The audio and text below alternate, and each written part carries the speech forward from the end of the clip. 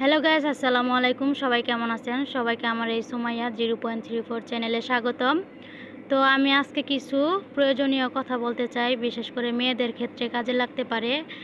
যারা কিনা এবার ইন্টার পরীক্ষা দিয়েছেন অথবা ইন্টারের নিচের ক্লাসের আপুরা আছেন, যেমন ধরেন এসএসসি দিবেন বা ইন্টার তো দিবেন একসময়, তো তাদের জন্য কাজে লাগতে পারে। আর বিশেষ করে এবার যারা দিয়েছেন ইন্টার, তাদের জন্য আরও বেশি কাজে লাগতে পারে। তো বলতে চাচ্ছি যে এবার যারা ইন্টার দিয়েছেন এবং বিভিন্ন ভার্সিটিতে অ্যাপ্লাই করেছেন কিন্তু কোথাও চান্স হয় নাই, তারা কি করবেন ভাবতেছেন, তাদের জন্য আমার একটা কথা হলো। এবং যারা চাকরি করতে চান, যে ভবিষ্যতে চাকরি করার ইচ্ছা আছে, দেখবেন যে অনার্স শেষ করে অনেকেই চাকরি পায় না, চাকরির জন্য বসে থাকে।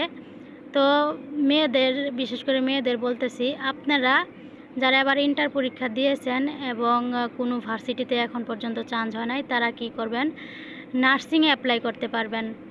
নার্সিংয়ে ভর্তি হবেন ইনশাল্লাহ। নার্সিংয়ের মনে করেন জব এখন অ্যাভেলেবেল হয়ে গেছে। নার্সিংয়ে মানে বসে থাকার মতো এখন নাই।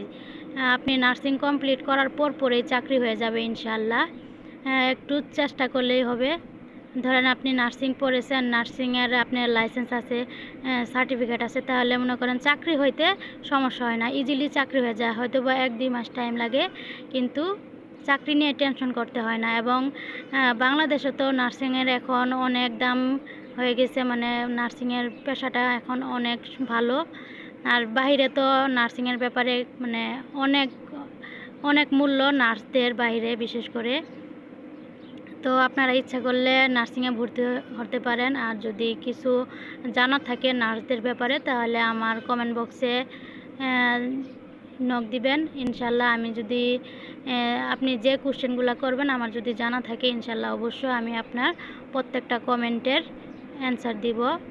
তো আজকের জন্য এখানেই বিদায় নিয়ে নিচ্ছি। আপনাদের যদি কোনো কিছু জিজ্ঞাসা করার থাকে অবশ্যই কমেন্টে জানাবেন। সবাই ভালো থাকবেন। আসসালামু আলাইকুম।